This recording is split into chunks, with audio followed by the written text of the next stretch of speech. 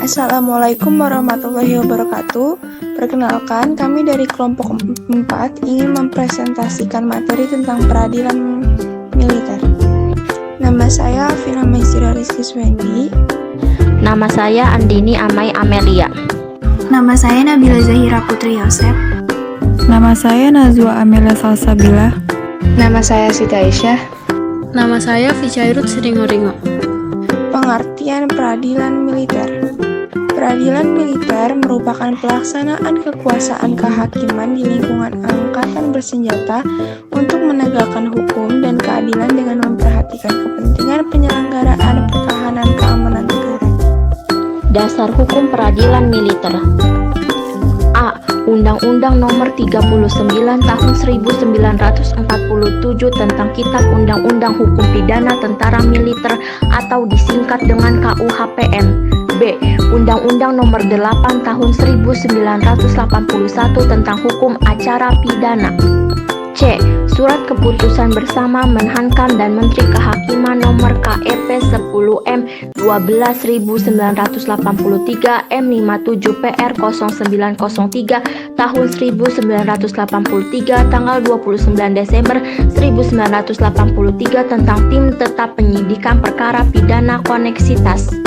D. Keputusan Pangap Nomor KEP 01 P1 1984 tanggal 20 Januari 1985 Lampiran K tentang organisasi dan prosedur Badan Pembinaan Hukum ABRI.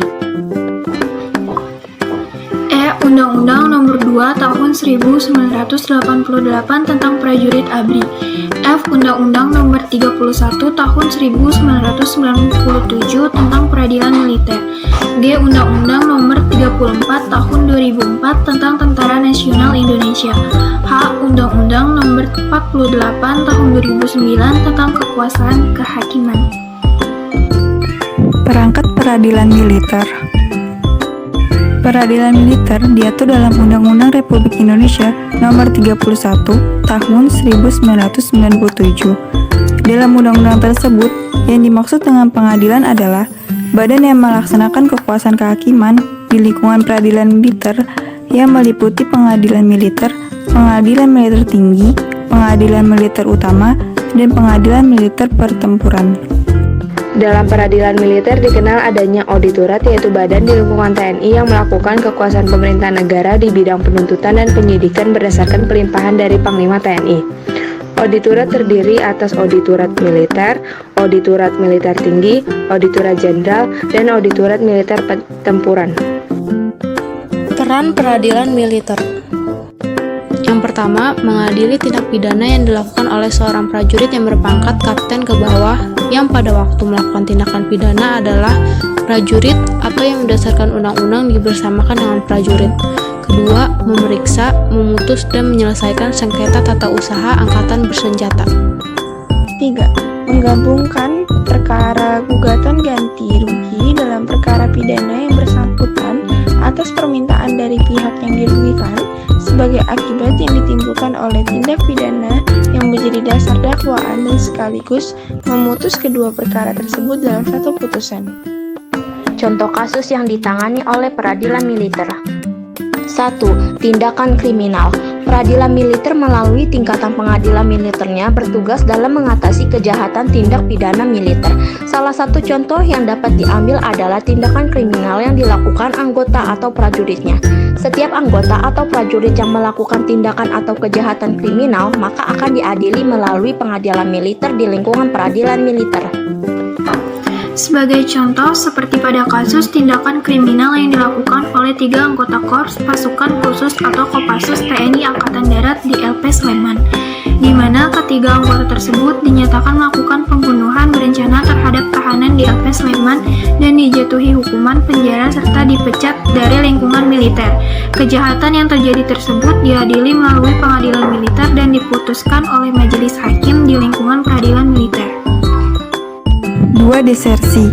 Desersi juga merupakan salah satu tindak pidana militer yang diadili oleh pengadilan militer di lingkungan peradilan militer.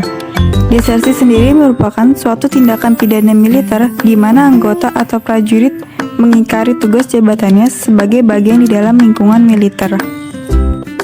Atau dengan kata lain, anggota atau prajurit tersebut pergi atau meninggalkan tugas dan kewajibannya sebagai anggota kemiliteran tanpa adanya tujuan untuk kembali.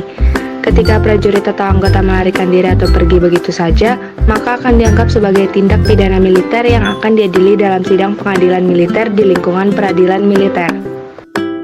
Ketiga, pelanggaran tata tertib dan HAM. Contoh selanjutnya dalam peradilan militer adalah adanya pelanggaran terhadap tata tertib yang telah diatur berdasarkan undang-undang yang berlaku oleh anggota atau prajurit yang bertugas.